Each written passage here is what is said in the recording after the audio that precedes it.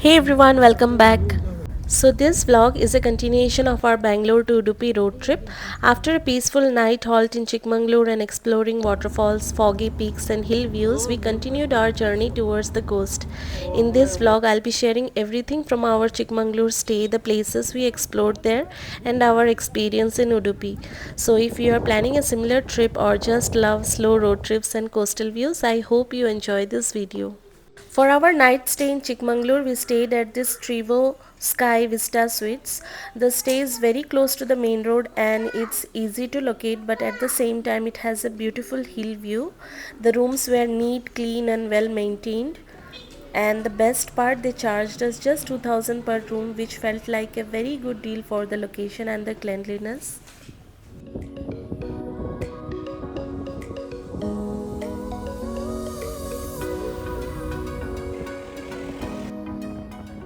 The next morning, we started early to visit the Jhari waterfalls. If you are planning to visit Jhari falls, I would strongly suggest going early in the morning.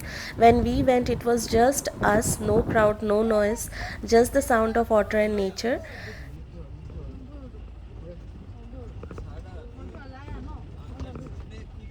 So to reach the waterfalls you need to take a jeep ride. They charge around 700 per jeep for a to and fro ride, and the jeep goes around 4 kilometers inside.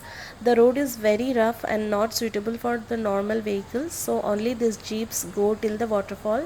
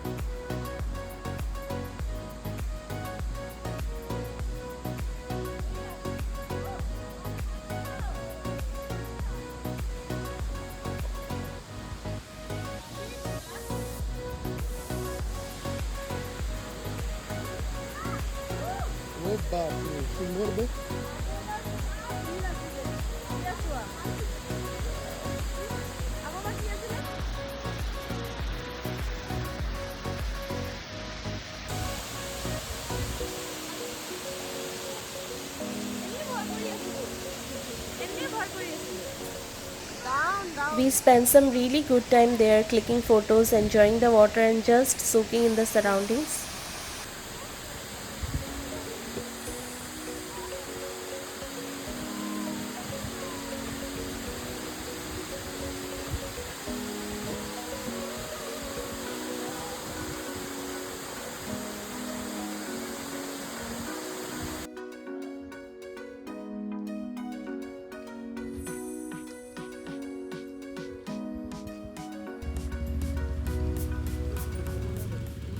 While returning back, we stopped at the Mulayanagiri peak. It was very foggy that day, nothing much was visible, but the weather was so nice and cool that we did not mind at all.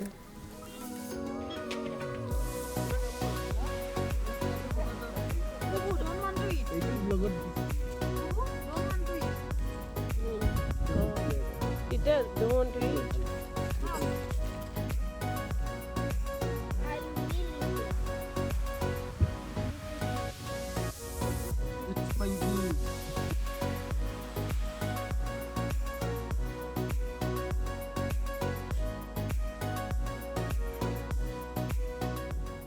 We came back to our stay, had our breakfast, packed our bags, and then it was time to leave for Udupi. From here, we continued our journey towards the coast. We reached Udupi around 5:30 to 6 in the evening. Since we hadn't booked any stay in advance and it was peak season, finding a room was very difficult.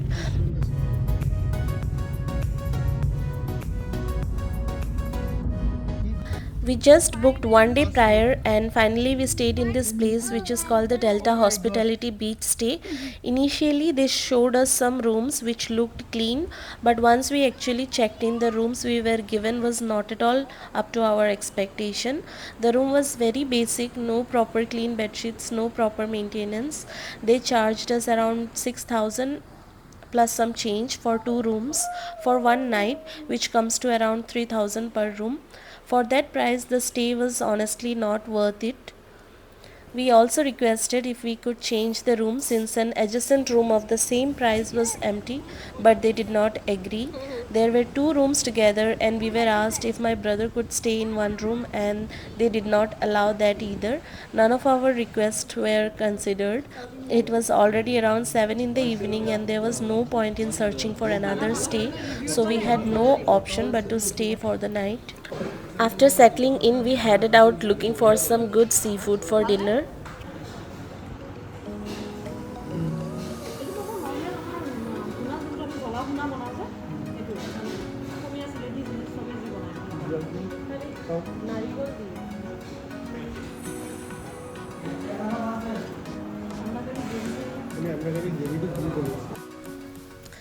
Other than the view, which you can get in many other stays if you book earlier, there was nothing good about this place. No service, no food, even getting tea was difficult. So, personally, I would not recommend this stay.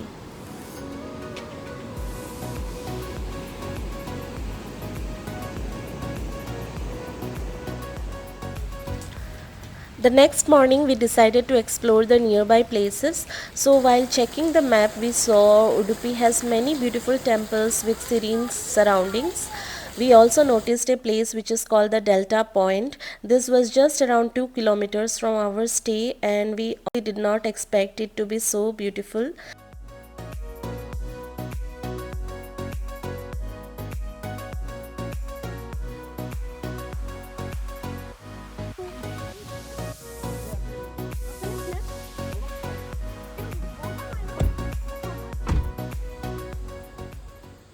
The place was completely empty, and we ended up spending almost 3 to 4 hours there. We did not even brush properly, we just went straight there. We did not expect we would stay that long, but once we were there, we did not feel like leaving. It was peaceful, calm, and felt like we had the entire beach to ourselves. If you are visiting Udupi and going early in the morning, I would highly recommend checking out this Delta Point for some quiet, peaceful time.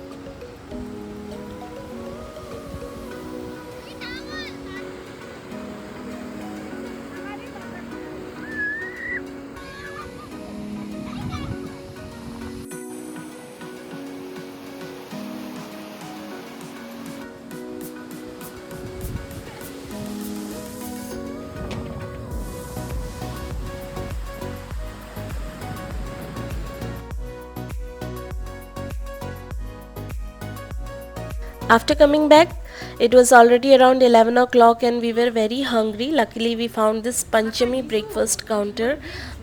The food was really good here, fresh, simple South Indian breakfast. So, after breakfast, we went back, packed our bags, and checked out. How much? Very much or little? Oh, 1,000 times. Oh. You want to go to mama? Okay, I'm leaving you. Go.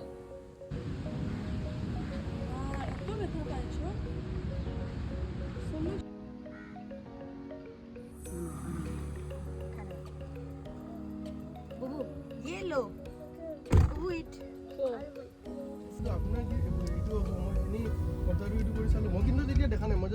We were then heading towards the Malpe Beach. Malpe is one of those places where everything is very close by, the beach, the harbor, and the sea walk. You can easily cover all of them together. The sea walk stretches out into the coast with the Arabian Sea on one side and the Swarna River backwaters on the other.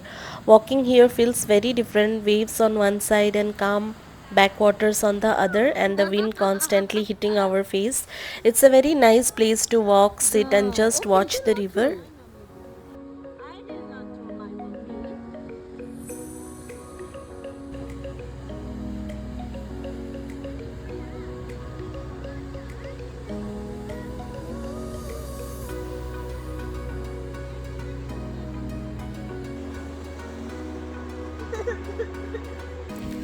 It was almost lunchtime and we went to this place called the Hotel Thimappa.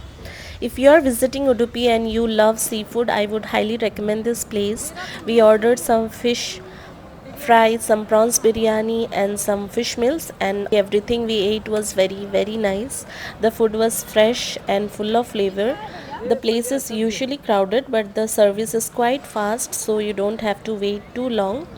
So if you are a seafood lover, please don't miss Hotel Thimappa when you are in Udupi.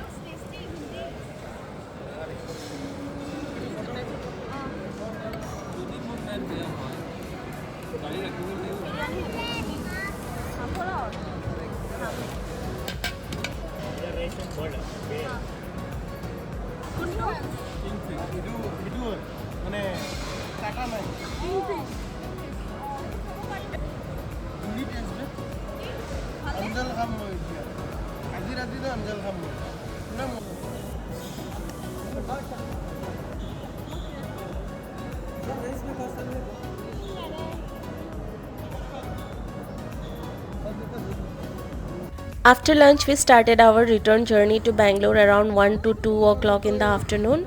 While returning, we stopped once again at this harbor point where we could see many fishing boats.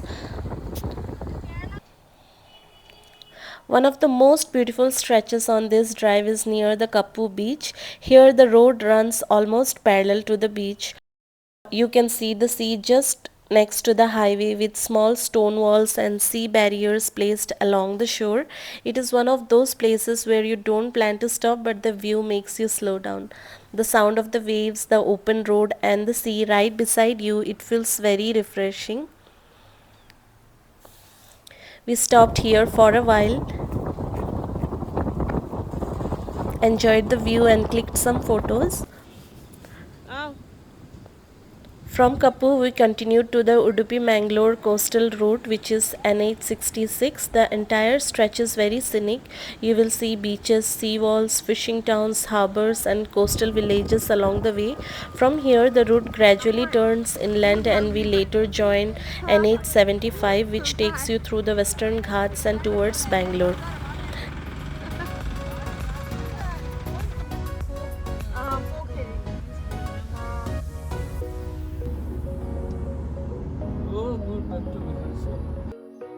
While returning, we also passed through a few parts of Mangalore, and this was actually my first time seeing the city.